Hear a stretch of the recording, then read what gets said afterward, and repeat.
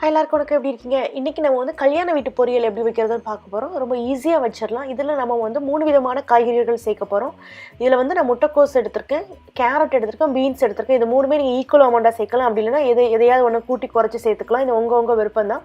இல்லை நான் 3 காய்கறிகள் ஏற்கனவே நல்லா கழுவிட்டு இந்த மாதிரி குட்டி குட்டியாக நல்லா கட் பண்ணி வச்சுருக்கேன்.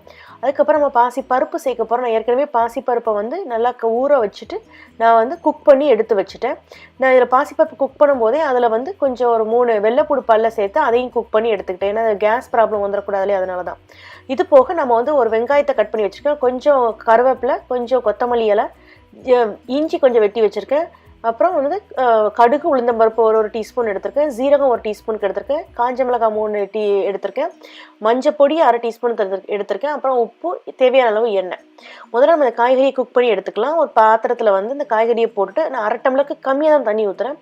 தண்ணி ஊற்றிட்டு நம்ம வந்து இந்த காய்கறி குக் ஆகிறதுக்கு தேவையான உப்பு சேர்த்துக்கலாம். உப்பு சேர்த்து நம்ம குக் பண்ணி எடுத்துக்கிற போகிறோம். ஏன்னா அந்த காய்கறியோட நிறத்தையும் நம்ம மெயின்டைன் பண்ணலாம், சீக்கிரம் குக் ஆயிரும். அதை நான் மூடி போட்டு தான் குக் பண்ண போகிறேன். கீரை ஐட்டங்கள் குக் பண்ணும்போது தான் மூடி போடாமல் குக் பண்ணணும். இந்த காய்கறி குக் பண்ணும்போது நீங்கள் மூடி போட்டு குக் பண்ணிக்கலாம். இந்த மாதிரி இது நல்லா வெந்துருச்சு. இது வந்து ஒரு 5லேருந்து 6 நிமிஷத்துக்குள்ள சீக்கிரமாகவே வெந்துடும். நம்ம குட்டியாக கட் பண்ணால் சீக்கிரம் வெந்துடும். இதை நம்ம தனியாக இதில் பவுலில் எடுத்து வச்சுட்டு இந்த பேனில் வந்து எண்ணெய் ஊற்றி காய விட்டு அந்த கடுகு உளுந்தம் பருப்பு போட்டு வெடிக்க விட்டாச்சு. இதில் நான் எடுத்து வச்சுருக்க ஜீரகம் இருக்குல்லையா, அது காஞ்ச மிளகாவையும் சேர்த்துட்டேன். அதுமாதிரி வெட்டி வச்சுருக்க இஞ்சியையும் சேர்த்தாச்சு.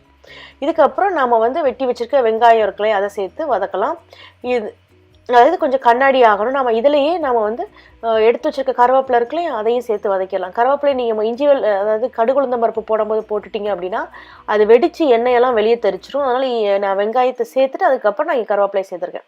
இது லைட்டாக டிரான்ஸ்பரண்ட் ஆகிற வரை வதக்குங்க. இதுக்கப்புறம் நம்ம வந்து எடுத்து வச்சுருக்க மஞ்சத்தூள் இருக்குல்லையா, மஞ்சத்தூளை சேர்த்துட்டு ஒரு 1/2 நிமிஷத்துலேயே நீங்கள் வந்து குக் பண்ணி வச்சுருக்க அந்த தால் இருக்குல்லையா, வெள்ளைப்பூடு போட்டு வச்சுருக்குது, அதில் சேர்த்துட்டு கொஞ்சம் உப்பு சேர்த்துக்கோங்க. ஏன்னா நம்ம காய்கறிக்கு உப்பு சேர்த்துருக்கோம், நம்ம பருப்புக்கு உப்பு சேர்க்கலை. அதனால பருப்புக்கு உப்பு சேர்த்துட்டு பருப்பை போட்டு உடனே வதக்கிட்டு நீங்கள் வந்து குக் பண்ணி வச்சுருக்க இந்த காய்கறியை போட்டுடலாம். போட்டு அடுப்பை ஆஃப் பண்ணிவிட்டு கொத்தமல்லி இலைகள் தூவி நம்ம பரிமாற வேண்டியதான். ரொம்ப ஈஸியாக பண்ணிடலாம். இது வந்து கல்யாண வீடுகளெல்லாம் ரொம்ப ஃபேமஸாக நீங்கள் பார்த்துருக்கலாம். வாழை இலையில் வச்சுருப்பாங்க. அதே மாதிரி நீங்கள் மதிய நேரத்தில் மீல்ஸ் சாப்பிட ஹோட்டல்ஸ்க்கு போனீங்கன்னா இது கட்டாயம் இந்த பொரியல் இருக்கும். ரொம்ப டேஸ்ட்டாகவும் இருக்கும். இந்த 3 காய்கறிகள் போட்டிருக்கோம், பருப்புலாம் சேர்த்துருக்கோம் இல்லையா. எனக்கு குழந்தைங்களுக்கு நீங்கள் சாம்பார் சாதம் வச்சு அதில் நெய் ஊற்றி இந்த பருப்பு கூட்டு வச்சு கொடுத்தீங்கன்னா பிரமாதமாக சாப்பிட்டுருவாங்க. அப்பளத்தையும் பொரிச்சு கொடுத்துட்டிங்கன்னா முணக்க சாப்பிட்டு முடிச்சுருவாங்க. இந்த வீடியோ ட்ரை பண்ணி பாருங்கள். பார்த்துட்டு உங்கள் கமெண்ட்ஸ் சமையல் விருந்தில் போஸ்ட் பண்ணுங்கள். சேனலை சப்ஸ்கிரைப் பண்ணுங்கள். நம்ம இன்னொரு வீடியோவில் சந்திக்கலாம். நன்றி, வணக்கம்.